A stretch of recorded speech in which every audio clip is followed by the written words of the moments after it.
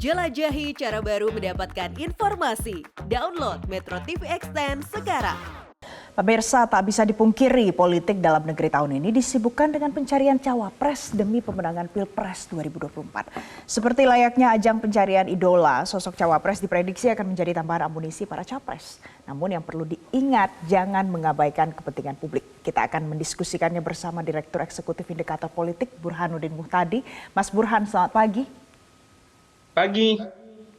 Oke, Mas Burhan, sekarang kita sedang sibuk menimbang melihat siapa saja cawapres yang namanya kemudian muncul berpotensi bisa menjadi pasangan capres-capres ini. Tapi biasanya kita tahu ini pasti nanti akan mepet-mepet.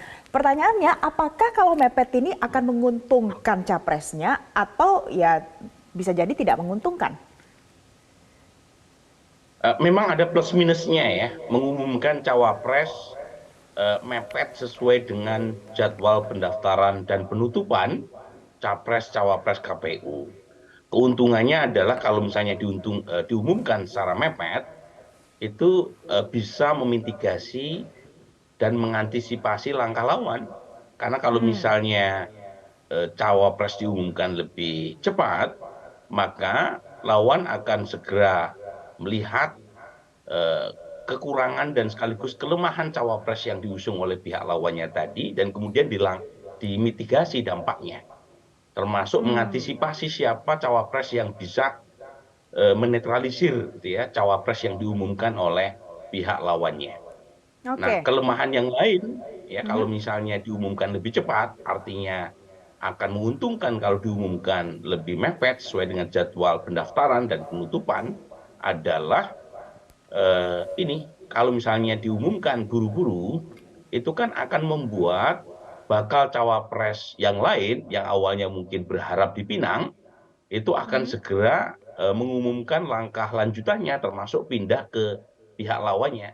Contoh misalnya, kalau cawapres Mas Ganjar diumumkan lebih cepat dari 10 nama kemudian ke 5 nama, dari 5 nama yang disebutkan Mbak Puan dipilih misalnya Mas Sandiaga Uno sebagai pasangan Mas Ganjar, kan 4 nama yang lain sangat mungkin pindah ke capres atau ke rival Mas Ganjar.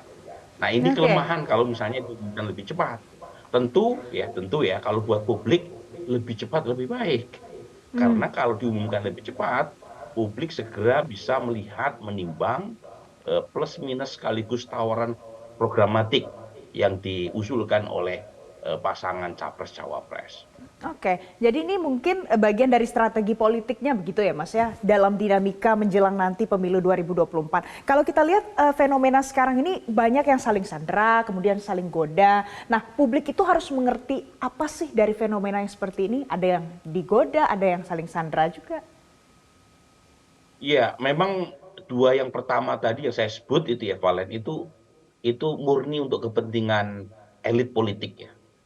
Sama sekali tidak memberikan pendidikan ya buat publik. Publik sendiri tidak terlalu banyak diuntungkan oleh saling sandera, saling goda, saling intip ya, strategi penentuan cawapres pihak koalisi politik ini. Nah, jadi menurut saya yang perlu kita ketahui sebagai bagian dari publik adalah satu, koalisi politik yang sekarang sedang diramu oleh para partai politik adalah koalisi yang bersifat nir ideologis. Jadi tidak ada kaitannya dengan urusan ideologi atau programatik, karena partai-partai menjalin koalisi itu dengan tujuan utama mendapatkan posisi entah itu capres atau cawapres. Jadi signature-nya koalisi yaitu kalau misalnya partai politik tidak mendapatkan insentif dalam power sharing sebagai cawapres, ya mereka dengan mudah pindah ke lain hati. Misalnya sekarang yang sangat aktual adalah Pak Muhaimin Iskandar yang sudah menjalin koalisi dengan koalisi Kebangkitan Indonesia Raya Gerindra. Ketika cawapres Pak Prabowo tidak segera diumumkan, dalam hal ini adalah Gus Muhaimin, ya PKB dengan serta-merta memikirkan untuk pindah koalisi ke tempat lain. Nah, kebetulan ya mereka tidak bertepuk sebelah tangan. Gus Muhaimin disebut salah satu dari 5 cawapres yang digadang-gadang oleh Mas Ganjar, sebagaimana Mbak Puan sampaikan.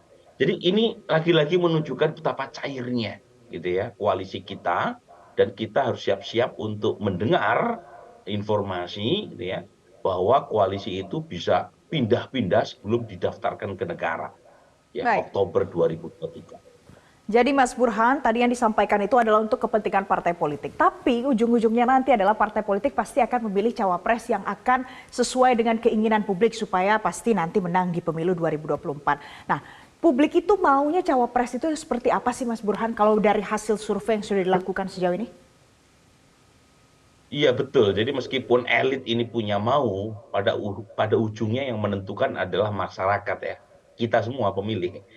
Tetapi lagi-lagi tidak semua elit politik menyadari itu, Valen. Ada elit politik yang memasakkan keinginan subjektifnya tanpa mendengar aspirasi publik, ya. Dan akibatnya mereka rentan untuk mengalami kekalahan nanti di 2024. Karena hakimnya adalah pemilih.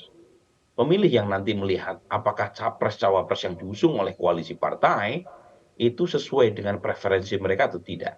Nah, sejauh ini preferensi publik memang masih sangat elementer ya, yaitu mereka memilih capres-cawapres yang dikenal oleh publik. Jadi semakin dikenal oleh publik, maka semakin tinggi ya potensi elektoralnya.